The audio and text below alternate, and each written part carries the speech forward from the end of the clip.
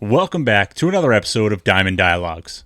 On today's episode, we've got a very special guest, Willy Yahn, a former University of Connecticut baseball star and Baltimore Oriole minor leaguer.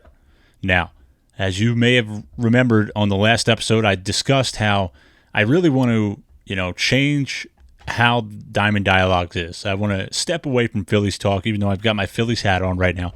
I want to step away from that, and I really want to get more minor leaguers, former, whether it be coaches now or former players in general, really discuss their experiences thus far or experiences that they've had throughout their careers that could help young athletes at the high school level who are searching for answers or college guys who are searching for answers right now.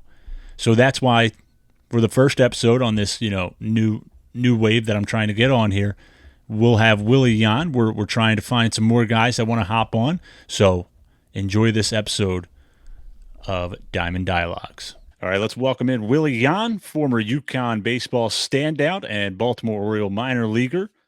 Willy, you went to school for journalism and you graduated with that degree, something that we both kind of did.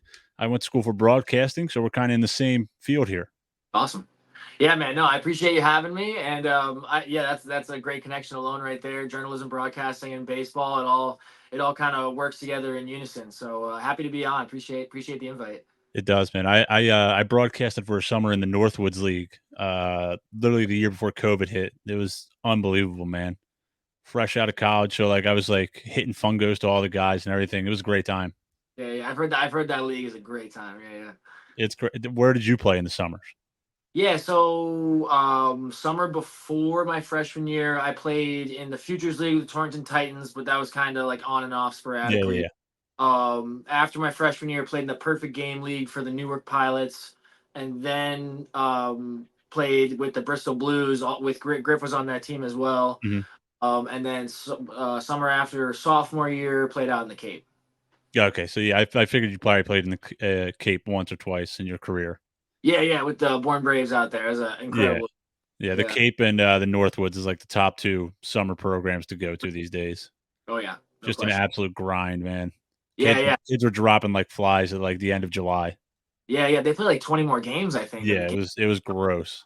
Yeah. And I was like, I was just a broadcaster. I was like, dude, I'm tired. Get Yeah. out of here, man. All right. Oh, So, one thing I also want to touch on is I read some of your ball players' blog you got going on there. Is oh, that like a little journal for yourself or something you're trying to build up into like the Players Tribune? yeah. So it started as basically just like a little journal for myself, trying to give people the perspective. It started off mostly just as like what the minor league experience was like, but then it became just me talking about a lot of my experiences, whether I'm back to college ball or travel ball, high school ball, all that stuff. So it's taken a couple different shapes over the years, but yeah, I definitely want to cultivate that either, like you said, kind of like a Players Tribune thing, or turn it into maybe like a podcast or like something of that nature. But it's all kind of in the works up here. I haven't put much pen to paper to expanding it yet. So for the time being, it's just kind of when I come up with a cool story that I think some other people would like, I just put it out there for the folks to see. Yeah, no, the one day you wrote to your dad, man, I was like, God damn, that was incredible. I might have to do that for my dad for his birthday this year. I That love. was incredible. Yeah, it was because that was my first one that I had done in quite some time, and I still haven't done one since then. So I'm trying to be a little more consistent with it. But yeah, that was a little homage to the old man for Yeah. his fifth birthday. Yeah. No, it's a great idea. I mean, everybody. I mean, listen, I never made it to the minor leagues. I played college baseball, but I've always got questions about how it all works, and we'll get into that obviously, and what you guys go through on a daily basis and all that stuff, man. So I mean, if you can somehow find a way to grow it and get other minor leaguers to talk, because obviously the Players Tribune is like the big name guys are really writing in that stuff. Right. Yep. Also, I read you want to be a part of the BBWAA.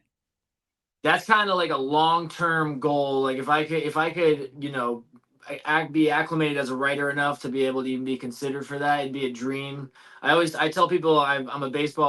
I was a baseball nerd originally before I was anywhere near good at it. So that was and my mom and I, we call it our yearly pilgrimage to the Hall of Fame. We've gone up there 5 years running, so we take a little extra time to. I mean, obviously we look at everything in length, but the writers section and the broadcasting section is kind of one of my favorite spots, just to see all the legendary journalists and broadcasters in the game, and see what their journey was like getting up to the top. Yeah, I'll be honest with you. I got beef because I believe that more players should vote for Hall of Fame guys than just like journalists. Oh, 100%. I I get on like, that. I get on board with that. I think it should be at least 50-50. If not, like, you give the writers a third, the players a third, and then, like, coaches and everything a third. yep. You split it up like that. The only reason I want to be a part of it is because just to be able to have a say in it, which I'm sure all the players and the coaches would love to do, so we can squash that beef. I totally agree. So Dude, I got so much beef. I like went on a whole episode rant about it because like guys aren't just getting the vote. Like the NBA does it the best. You don't know who's voting, but it's like former, GMs, former players, former yeah, administrators in the NBA. Like they figured it out. yeah, Baseball is just all writers, and like half the time these guys don't even submit ballots, dude. It pisses me off to no extent, man. yeah, and then people don't vote for guys because they weren't nice to them in the locker room. I hate it so much. Yeah, yeah. No, I totally agree with that. Yeah, yeah. It's not the best system overall, I would say. No, no, no, no. So let's dive into the college days for you. What made you choose UConn? Yeah, it's a great question. I mean, because I really wanted to go south. I remember, like, throughout the whole recruiting process, being from Connecticut, I was like, I don't want to stay in Connecticut. I don't want to go north. I want to go down where it's warm and you can play baseball every single day. I've been told my whole life, all the southern players have the advantage over the northern guys. So I wanted to be a part of that Mhm, advantage, grow my own game as well as, be on a great team.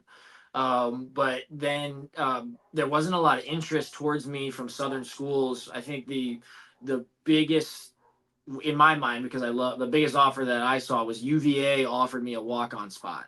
I was hoping to get maybe a little bit of a percentage from them.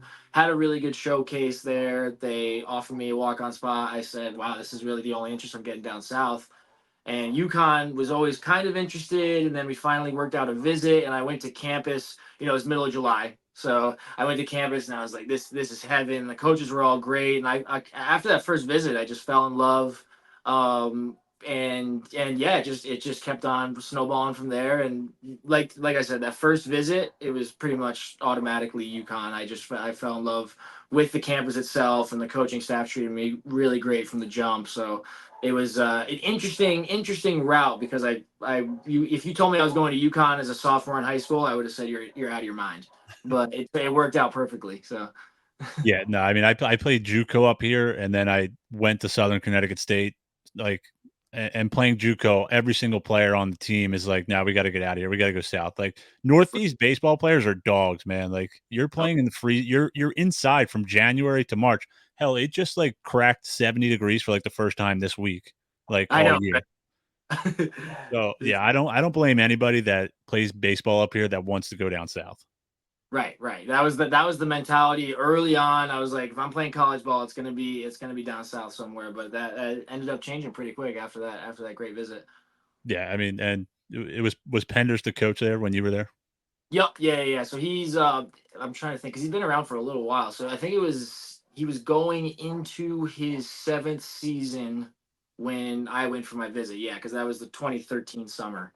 So Yeah. I think he started. It was like '06. I think 2006 around there was his first time or first season. But yeah, so all the coaches were there. It was Penders, Horgan, J Mac, and Desi and they've been rock solid since. So I think I'm pretty sure they're the longest tenured coaching staff across all four positions in D1. I think I might fact check me on that, but Wow. So I mean, obviously there's a ton of high school kids who have been in our shoes and are looking at schools or think their time's running out right now. But the world's changed, like in a world of NIL and the transfer portal, it's basically free agency out there in college football and basketball right now, college baseball too. Yep. What advice would you tell a high school kid that's trying to make this already difficult decision now even more difficult?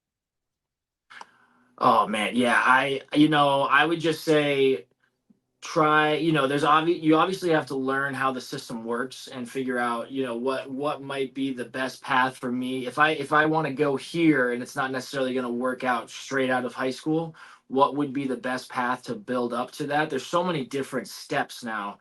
You can go, it can be from a lower D1 school to a higher one. You can go D2, D3, or it can go JUCO to D1. I mean, all the it's changed so much even since I was in college. But I think the biggest thing is you want to know how all that stuff works, but when it comes to baseball and it comes to your work, you can't think about that during your training, especially not during games. You got to think about, I need to do the best that I can, whether it's physical baseball stuff or getting into the gym, doing this, that, the other thing, and just make it one thing that Pender's always said, and I remember thinking it sounded kind of crazy and corny at first, but you make it blatantly obvious that you're supposed to make this team.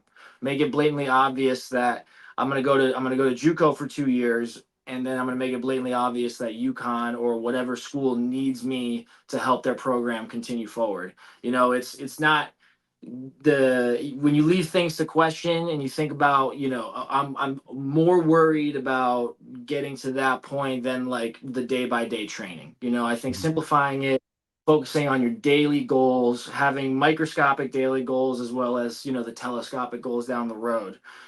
So um it's easy enough to say don't think about it all, just think about your training and your schooling and stuff, but you want to know how it's going to work and make a plan. But then once you make that plan, you get down to the nitty gritty, and what do I have to do this day to get better, just to get a little bit better. You're either getting better every day or you're getting worse. So I think trying to simplify it that way and not just being so focused on it's this or bust. The process as you go through it, it may evolve into something else. But as long as you have that solid process, then you know that it's gonna end up working out in the end. Yeah, exactly. I mean, like, listen, I talk to coaches and I'm like, dude, kids should just go JUCO now because, like I said, it's free agency in the transfer portal now. Go to a Yep. JUCO, play right away your first 2 years, and then come out and you'll be a junior, polished, ready to go, and these schools will be ready to take you. But I mean, Oh, listen, unless you're like a 5-star athlete, then go to the D1s and work there. But no, yeah, it's so difficult right now with the transfer portal. I mean, it's you like crazy.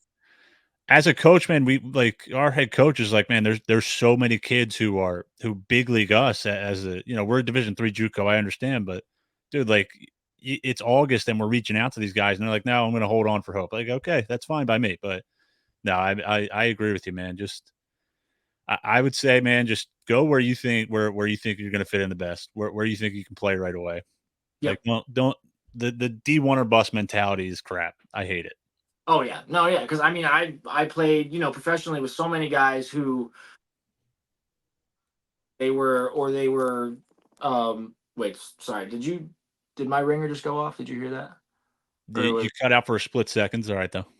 Sorry about that. Yeah, I didn't know, but yeah, no, I know so many guys from professional baseball that they came from JUCOs and they went through the whole time, and they were just like, I feel like I'm good enough where I can succeed here and get picked up, and it's like I don't even need to go D1 or D2 because the scouts, if you're good enough, it doesn't matter if you're NAIA or whatever, they're gonna find you. As long as you're taking care of your business and playing Mhm. ball it's supposed to be played, they will find you.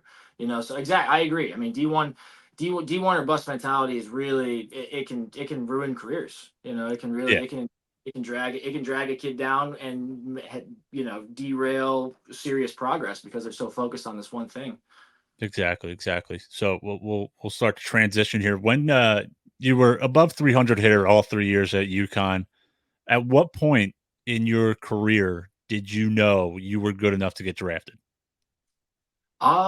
So it's kind of it was that whole sophomore year. The freshman year I felt like was just kind of a daze. And I was just like a deer in the headlights and just trying to keep my head above water. And then sophomore year came around and it was a really good year. I played every game and I was consistently the two hole guy. And I started thinking about it. I was like, it's a possibility, but then when that Cape summer came around, and I played every game that summer, and was like just had a really great year and a really positive experience, and talked to a lot of advisors and scouts and stuff like that. Towards the end, probably middle of that summer, end of that summer, I realized I was like, this is a legitimate possibility, and we're gonna, I still want to focus on my team with UConn and do everything that we can to win, but I gotta, like I said, I gotta learn the steps for this and be prepared for it down the road, realizing that it is a possibility now. Yeah, and I'm sure, that's a conversation that you're having with, your head coach throughout the entire year, like, "Hey, this might be my last year, might be coming back next year." Like, what's that process like? Because he's obviously coached, MLB guys, before you came and after you left, so he Yeah. obviously knows the whole ordeal. What was he just helping you with? Yeah, I really appreciated his help. Just not necessarily putting the pressure on me to stay, or to, in the other way, like put pressure. You're trying to do your best to be able to get this draft pick, or be in this round, or this and that, the other thing. He was saying just continue to grow as a baseball player. Make sure you're still doing all the right things. And it was also, I was dealing with an injury going into my junior year, so it was, especially then, it was a total toss up whether or not it was going to happen. But he was very supportive, and like, hey, if you want to go as a junior, we were completely supportive, and you've given everything to this program that we could have asked of you, and we're prepared to have you stay for your senior year, or head out for the draft. So um, I was I think I was surprised about this, about the support and the neutrality. Not trying to push me one way or the other. He just wanted what was best for me, which in hindsight I couldn't have appreciated enough. Yeah, and, did you ended up obviously graduating. Did you finish it while you were playing or after you were playing? Yeah, it was after. So I tried to do like the accelerated process in the event that I did get drafted after 3 years. But there were like some springs where I was signed up for like 6, 7 classes, something like that. So ended up withdrawing from a couple just to be able to, Mhm. be able to take care of my schooling stuff. I still had one semester left after I got drafted. So not my first off season, but my second off season in pro ball, I ended up going back and finishing up that degree. That's good, man. I'm sure that made your parents very happy. Yeah, yeah, yeah, yeah. So I know how pro ball. I mean, I know they give you a sheet to fill out and everything on every prospect that they think that they want to draft. Did you do any pre-draft meetings? Yeah, a couple. It was I did like a couple of those, a decent amount of those questionnaires, but the meetings, I did one with, I think it was the Mets, and then definitely the Indians back. They were still the Indians back Mhm. then. And maybe like the Reds. I think it was two or three. But there weren't a ton of meetings. I was hoping for some more just to kind of gauge some teams' interest, because like I said, I broke my hand between my sophomore season and the end of my junior season before the draft. I had broken the same hand twice. Yeah. So that was a big red flag for a lot of the scouts, and I wanted to just talk to some more to see what they thought about that. And the ones that I talked to, they said they liked me, but that was a relatively large concern. The broken hand and having it become an issue down the road, which it didn't, But Yeah. they can't predict that as much as I could. But yeah, so it was just a couple. Although the questionnaires, I filled out a good amount of those, but who knows where those go, But Yeah, exactly. So, I mean, you yeah, go to these pre-draft meetings. Are you negotiating, like, in terms of because you're still a junior, so you still have, you know, some weight on your side to where you could be like, I don't like this amount of money you're going to offer me. I'm going to go back my senior year and try and make more. Like, what is that whole process like with those guys? yeah. So I don't think that they weren't necessarily negotiating in those meetings. There were negotiations that ended up like happening a lot closer to the draft, like, which made it way more stressful. Uh, but those meetings, they were kind of just gauging, certain injury history that maybe they're not getting the full story on paper, or kind of mental makeup stuff, trying to see how I've reacted to X, Y, or Z situation in the past. And I think it was the Mets one where the guy came. like with a whole laptop and like scanners and stuff, and we did some eye tests and reaction tests and stuff like that. So they were kind of getting some nitty gritty information that would fall in between the, like in the fine print of the questionnaire if it was possible to do that. But which I found pretty interesting. I remember when the Mets guy, he showed up with like, it was like a big box, and I was like, oh my god, what is he? Is he gonna hook me up with something, or what are we doing here? But so yeah, it's not necessarily the draft locate, like where you Mhm. go in rounds or what you're gonna sign for. Although they would, either on the questionnaire or in those meetings, they would ask me what my what the number had to be for me and my family to say that it made sense for me to go be drafted or go back for senior year. That was a Mhm. big.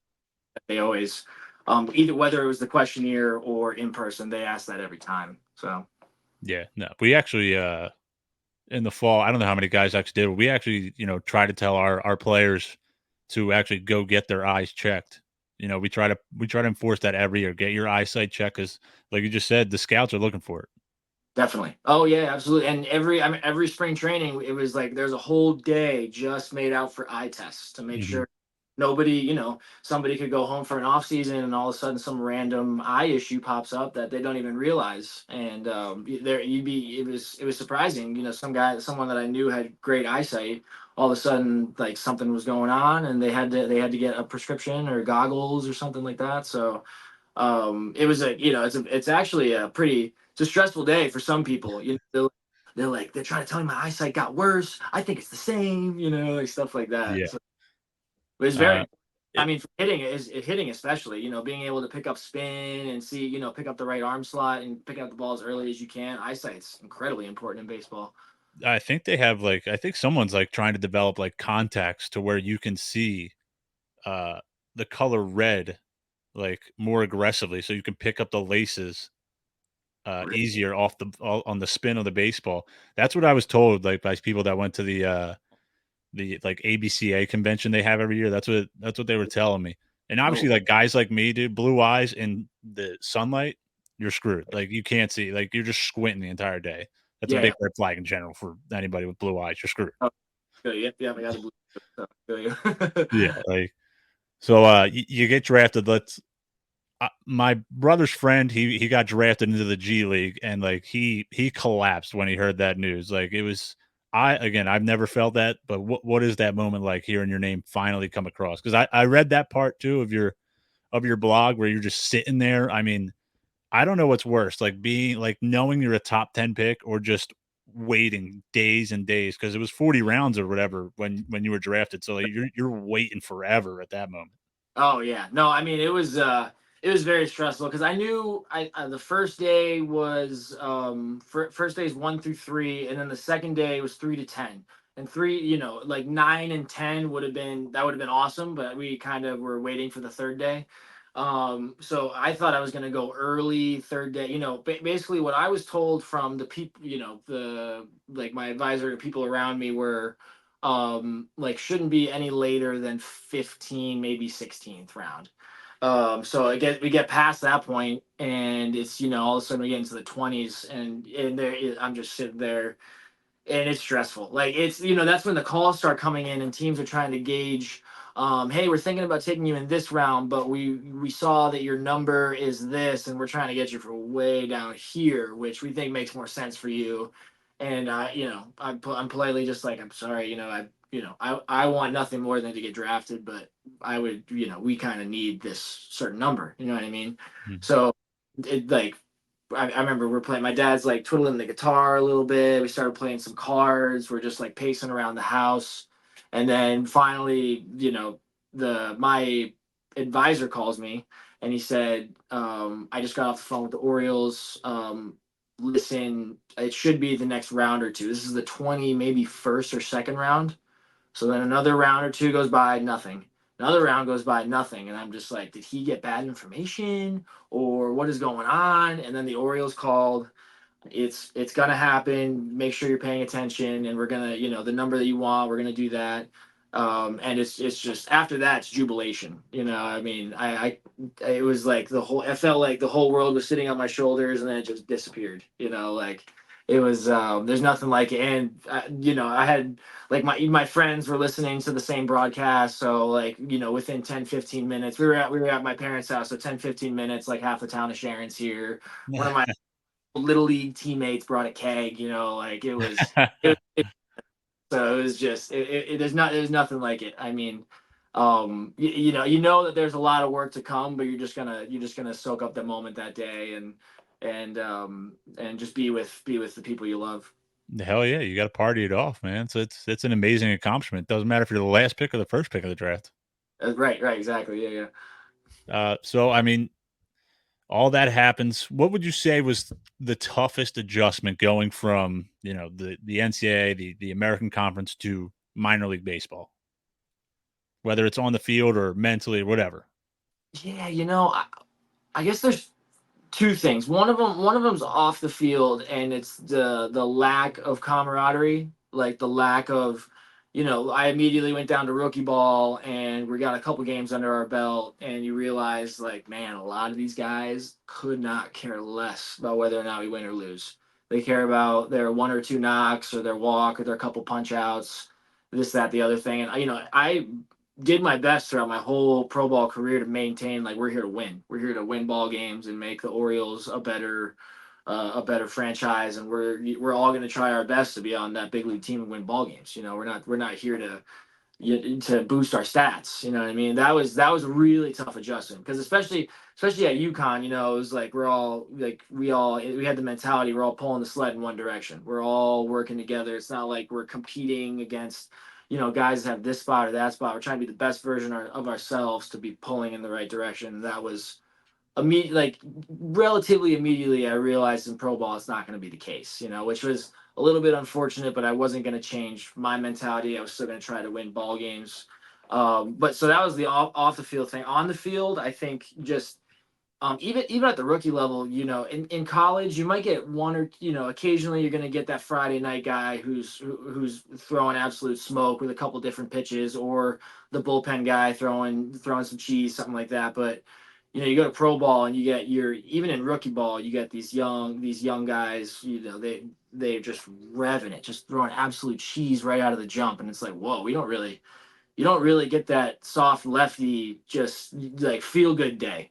There's no more of those like nice feel good days. Like every single day is just an absolute grind. You got some guy throwing fuzz, especially the more you climb up the ranks. I remember getting up to double A. My first at bat was like from it was a Hartford against the Yard Goats, throwing from here like 99.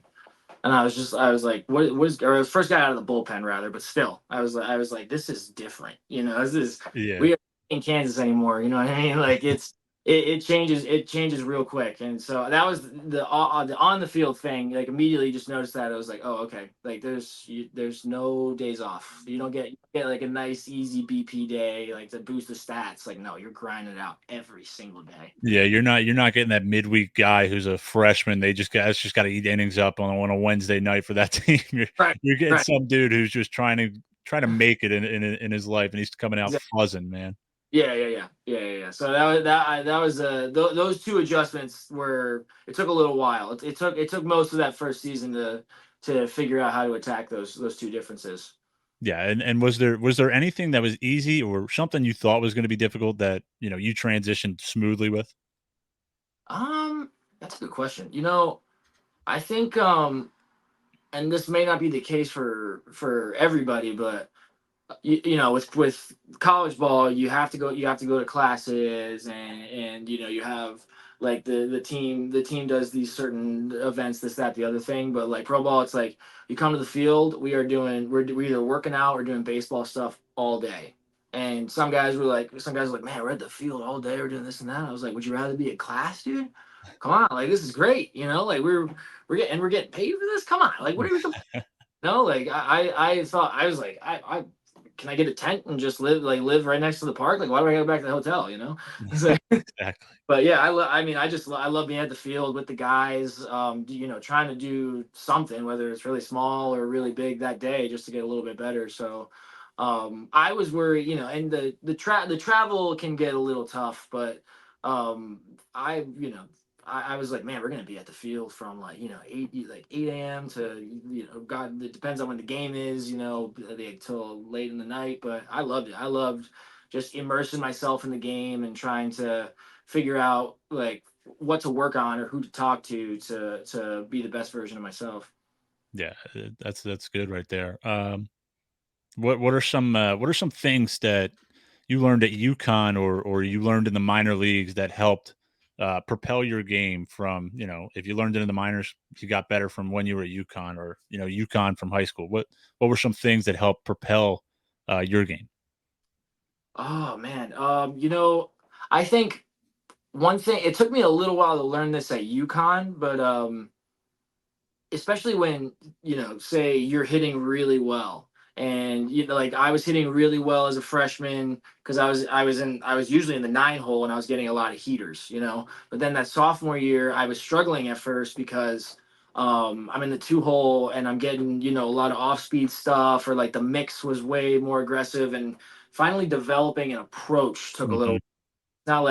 It's not like oh, I'm just looking for that fastball machine and all of a sudden something's different. It's like, no, that I faced this guy maybe freshman year. He's looked at what's been working for me this year. He's probably gonna throw me first pitch off speed or first pitch changeup, and I'm gonna jump on it and be ready to go.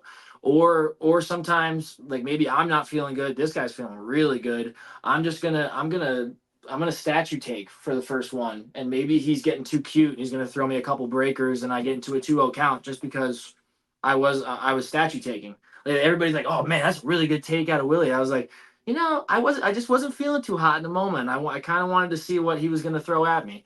So developing that approach, like mid career at UConn, helped me be a little bit ahead of the game from some of the, maybe like the younger high school guys or some of the young Latin guys who they're doing the same thing I was. They're just like hunting first ball, fastball hunting. Not saying, a lot of the time I wasn't hunting fastballs anyways, but when things are going really good, they're gonna throw the kitchen sink at you, and you got to really develop an approach to not look like a fool in the box.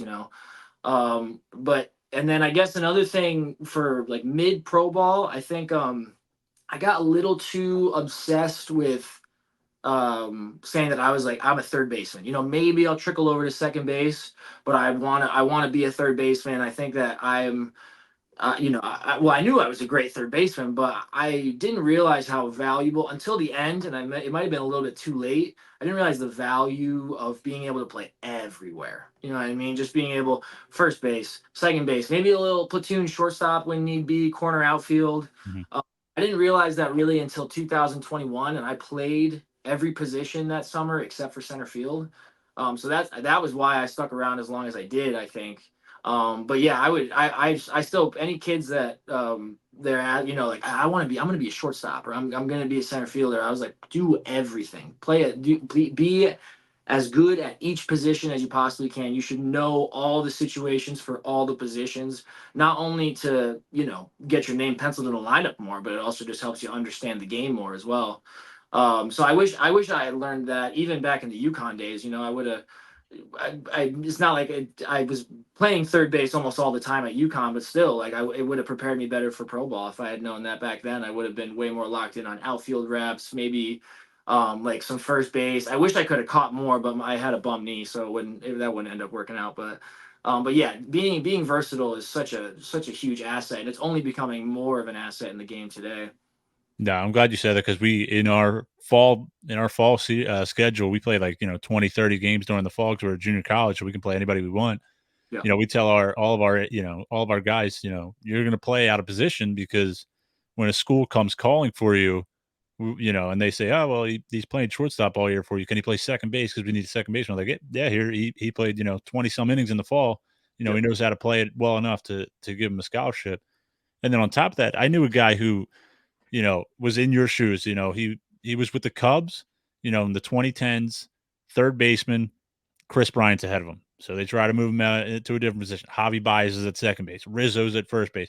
There was a Yep. point where they like tried to put him behind the dish because like he was a 272 280 hitter throughout Double A and Triple A, and they just tried to move him everywhere just to find a way to get him promoted to Wrigley Field. And Yep. like you just touched on it, that's pretty much he was probably kind of like later in his career too, like 27, 28 when he started to do that. But I mean, Mhm. it's so valuable. I mean, look at guys like Ben Zobrist who are just super utility guys. Now you're starting to see it a lot more on like bench players. These bench guys like the Phillies. Obviously, I'm a Phillies fan. They just signed Whit Merrifield, who's like a super utility guy now, can play anywhere. So I Yep. mean, it's so important now to just learn every spot and how the game moves at that position every time. Absolutely. So I mean, I'm glad you brought that up. Now I can send that clip to our players and Oh yeah, please do. all right, so I want to know because as a broadcaster, I was in 2020, right before the pandemic hit. I was like applying to all these minor league jobs, and what was it like for you guys in the minor leagues? Not some guys unsure if there's even going to be a freaking team at that point when the pandemic's over. What was it like for you guys in that moment?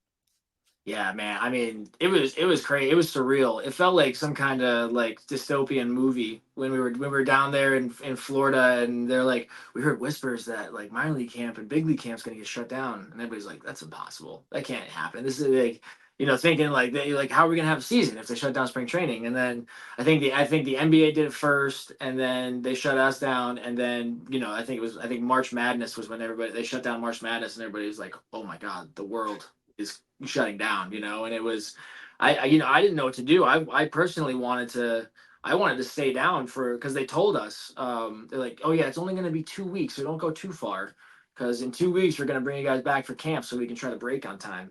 But I started, I was paying attention to the news and realizing what was going on, and my girlfriend was down with me in Florida, and we were just like, oh man, we got to get back home just to be safe, so it was surreal though. I mean, like packing up the locker room as if we're leaving for spring training, but everybody's like going home and getting ready to socially distance and stuff like that. It was I'll never forget it. It was also, it's gut wrenching realizing, when you get home and 2 weeks go by, and a month goes by, 2 months go by, and then they cancel the season.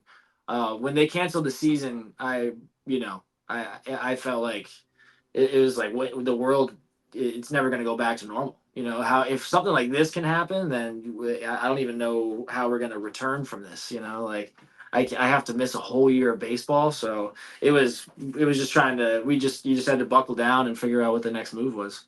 Yeah, I mean, it was terrible for everybody. I mean, you lose a whole year of development and everything. I mean, it sucked for everybody. Mhm. Um, so I don't know. Are you on Twitter at all, or Yeah, yeah, I use Twitter a little bit. so? I'm on Twitter all the time, and like I'm sure you see the same like hitting gurus and pitching gurus that are just teaching all this nonsense on there. And there's a ton of young athletes out there that are searching for help.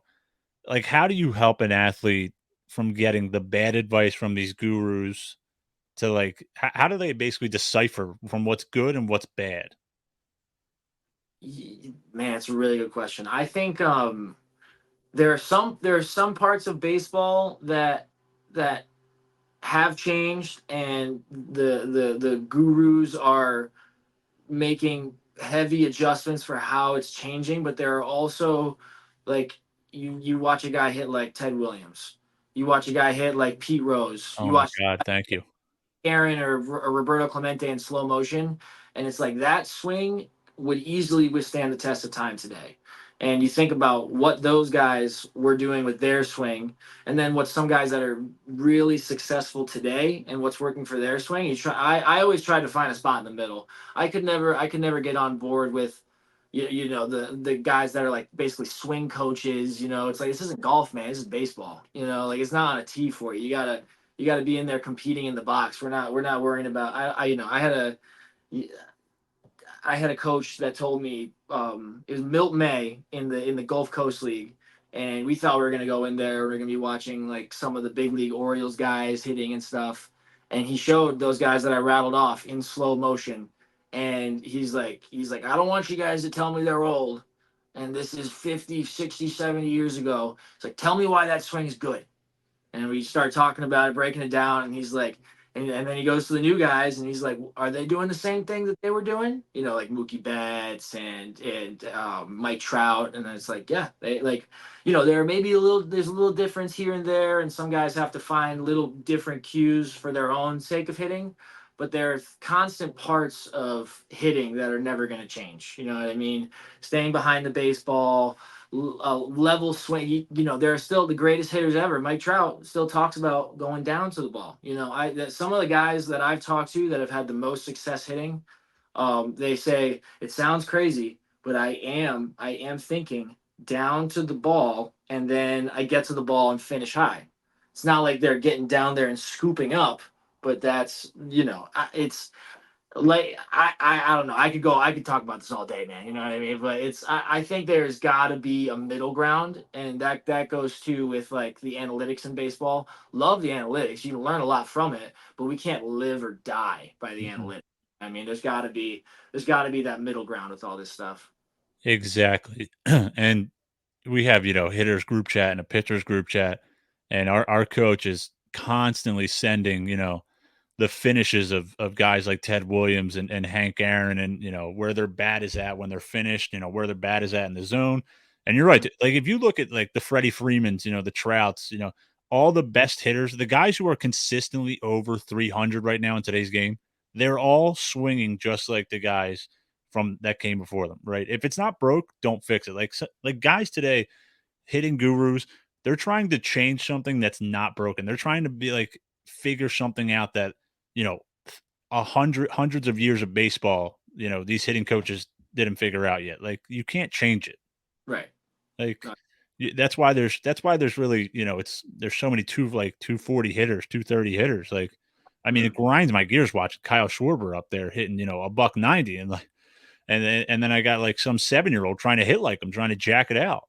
Right. They're not built for consistency. They're built to do one thing and hit a bomb. And if they don't, they're going to strike out, which is I'll never get used to that new wave of baseball, but No, and we will get players now who come in. We call them Twitter swingers, right? Because that's how they swing. They swing like these gurus, and then you got guys like you who played minor league baseball. You may have not made it to the show, but you played minor league baseball, so that stuff doesn't work in actual baseball, right? It might work in high school against some kid throwing 70, but it's not working when you're getting fuzz and a 3 pitch mix every single night. right, definitely not. So yeah, I mean that I'll send that to our group too because we Yeah. got some guys. So you were invited to spring training. Spring training. If I feel like everybody you ask that's ever going to spring training, it's like the worst thing in the world. It's like fall baseball in college. Like no one ever wants to be there, especially the veterans. Like they just loathe it, man. They can't stand it. But for guys like you're sometimes on the same bench with the big league guys. Are you ever picking their brains at all? Yeah, I would try my best. I mean, when we were, it was towards the end. It was a little bit before I got released, but I spent a lot of time over at Big League Camp, and trying to pick the brain of like Trey Mancini and Rufnet Odor, and there's so many great dudes like Cedric Mullins. Because there are other like minor league prospects who I had already played with, who I was like talking the game with, but just trying to pick those guys like that, just trying to figure out like, hey, like maybe like Trey was such a nice guy where I literally be like, hey, maybe if you wouldn't mind just like taking like, what do you see with my swing, or like this is my stance, like what do you what do you think it looks like, or this or that, and he's like, this looks good, this looks bad, this, that, the other thing. Like I said, Trey, not every big leaguer is gonna be as nice as him, Mhm. but I just trying to just get as like soak up as much of the atmosphere that I was in. You know what I mean? Especially like I tried to talk to Freddie Gonzalez, was the bench coach for the team. I think I believe he still is. But that 2022 spring training, I remember him as the Braves manager. So I would try to talk to him just about like also like baseball stuff, but also just be like, hey man, what was it like that, like this playoff season or this and that. And sometimes he was about it, but then sometimes he'd be like, all right, rookie, like I gotta coach. You know, Yeah. I tried to, because like I said, big baseball nerd over here. I was trying to make it as professional as possible. Where in my head, I'm just like, oh my god, this guy's a legend. Like so, Did you get to work with Bobby Dickerson at all? a little bit, yeah, yeah. So he Because was, I love all of his videos that they put out of him, because he's with the Phillies right now, so obviously I know him from that, but I remember seeing the Orioles videos of, working with the third baseman and the first baseman. yeah, yeah, yeah. So he was, I think my first spring training, he pretty much he ran all the infielding stuff, and great dude, great. I love, not a lot of people like his rigidness, perhaps. Like I kind of I gravitate towards that because he's not afraid to tell me exactly what I need to do, Mhm. so I get better. Like some coaches like, yeah, that looks pretty good, but this, maybe this, that. I'm like, just let me know, tell me, you know what I mean? Like Yeah. I'm tough, I can take it, you know what I mean? So I appreciated that out of him for sure. No, I mean, I watched what he did somehow making Bryce Harper a Gold Glove first baseman in, like, 3 months' time, so I would love to just pick his brain just Oh, about infield at all times, man. well, So you talked about your approach and everything, that was a big thing. What was your approach going into, like, spring training games? Like, do you get info on any of these guys? You just have a standard approach no matter what? it depends. Sometimes, like if you know somebody's throwing, then you kind of you talk to your buddies and be like, oh yeah, this guy he threw in high A, Fayetteville, and I remember he had a bunch. He was mostly a heater guy, or he was just a two pitch mix. But a lot of times it's like we have no clue.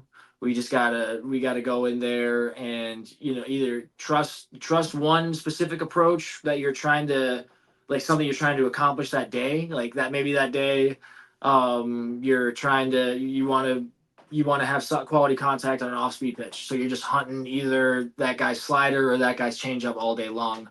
Or you just the most generic one, which in spring training works plenty, is just hunt heaters, and Yeah. guys are just try to catch one out in front and party.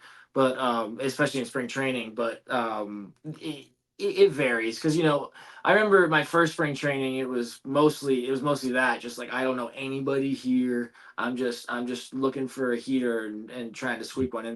But second, third, fourth spring training, it's like, oh, I remember facing this guy at this level. Or I remember facing this guy last spring training, or this, that, the other thing. So it varies, but there wasn't you don't usually get a ton of like the paperwork, the guy's tendencies, the pitch percentages, this, Yeah, that, the that's other. what I'm saying, like, in the regular season, you're getting all this stuff, and I know that whatever that new machine is, the TrackMan or whatever, I don't know what it is, but you can, like, p pretty much put him on the screen and have the ball come out, so you time up his whole windup and everything too, so, Yeah, yeah. yeah, for sure. Yeah, it's crazy how much technology there is now to help you guys out. It's insane. I saw a little bit of it like towards the end of my career. I remember 2021 we had all of I think it was through TrackMan, but it was like as if you had like the Rapsodo iPad, like that shows all the spin rate and the pitch shape, the horizontal and vertical movement. We got all that on the iPad. It popped up seconds after, so you knew exactly, like, oh man, this guy's got 18 inches of horizontal run. I got to make sure that I'm keeping my hands way inside on this two seamer, something like that. But and that was I remember thinking that I was kind of stubborn about it. I was like, this is weird, this is like way too new age, and is it really gonna make that much of a difference? But little things like that really did help. I learned how to make specific adjustments based on certain pitches because I knew how much horizontal and vertical break there was. Wow, that's absolutely insane. Wow, Uh, it's crazy yeah, stuff. like, it's like, that's ridiculous. I mean, like, I wish we're a JUCO, we don't have any of that fun stuff, like, but, like, I couldn't imagine just coming back because all we do, we just keep charts, like, it's like, same thing with tendencies, you're like, "Hey, 0-1, he's going to the slider every single time, just be ready to ambush it every single time," right? Yep. 0-2, same thing, slider, right? When he gets into a 1-1 count, tries to back off, throw a changeup or something like that. So, our hitters are always ready to ambush whatever pitch there is coming. But yeah, I mean, if you have that stuff, you're just like, oh, well, it's going to run out here. I'm gonna sit on it. I'm gonna dive over the plate and I'm gonna take it oppo taco. Yep. Yep. Yeah. Yeah. It's crazy. Did you get to play with the robo ump, or is that right after you? Yeah, so it was right after me. I think that sorry for the dogs, by the way. I got 4 over here. I don't know Okay. how they're so quiet right now. The robo ump, I think they first experimented with in the Arizona Fall League after my last full season. So my last full season was 2021. They had the fall league, and then I went to spring training 22, but then got released. So I think that of 21 was when they started testing it out. And I, from a couple of my buddies that went and played that fall, I remember they were just like, it's so weird. Like, catch, like, you might as well have a brick wall back there catching. You know what I mean? Like, but yeah, I didn't have to. They were implementing new changes like the pitch clock. We were testing in the minors, the big bases, and like the amount of times you can engage or disengage Mhm. with them, things like that.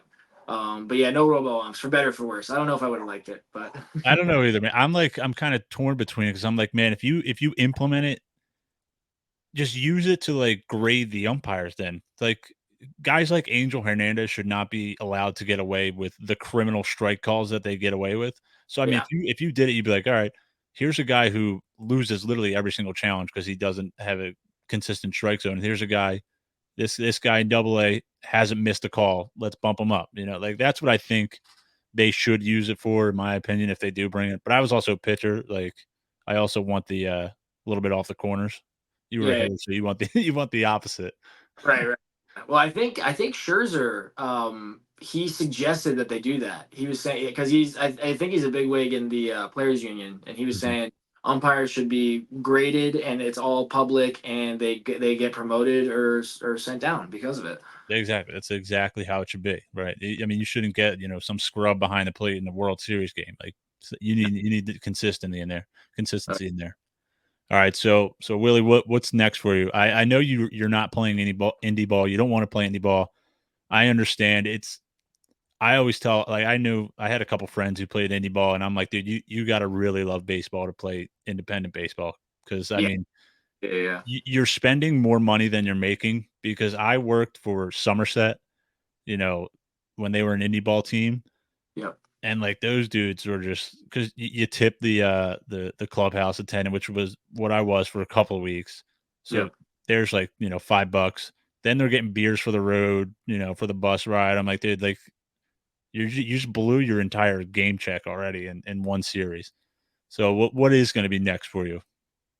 So I mean, I still play. I play in the Tri-State League and the Greater Hartford League. So I'll get the last couple summers I've gotten about 50 plus games in still. I tried coaching, and there were some positive experiences, but I think I tell people that I just like stubbornly have my player hat on. So I would train these kids, and I'm like, man, like I'm not quite getting through to you verbally, so let me just show you real quick. Let me Mhm. just like, all of a sudden it's like, wait a minute, I'm training with them. Like so, Yeah, I definitely think that I'll revisit coaching down the road. But for the time being, I'll be playing for my two teams. I tell people as long as I can walk, I'll be playing somewheres. So yeah, that's the yeah, that's the baseball. And of course like I said, I'd like to vamp up the ball players blog and try maybe monetize it for the sake of trying to spread the information that I have as far and wide as I can for people who enjoy the game or players that are trying to go through the same things that I was going through. So I'll always, I try to watch a baseball game every day. You know what I mean? So I immerse myself in the game as much as I can. And right now it's, in a joyous, just kind of as a former player, fan kind of way. So, I'll still be getting my reps in. Don't worry. yeah. It's all, man. Yeah, just take BP with the UConn guys, and then they'll understand. Yeah, yeah, yeah, exactly. All right, I got one more here. When you were all your boys texting you, telling you that they traded for you in MLB The Show when minor leaguers finally got introduced in the video game? Yeah, man, that was wild. They were, they'd be playing Road to the Show or something, and they're Double A, and they're like, "I was playing against you in the show."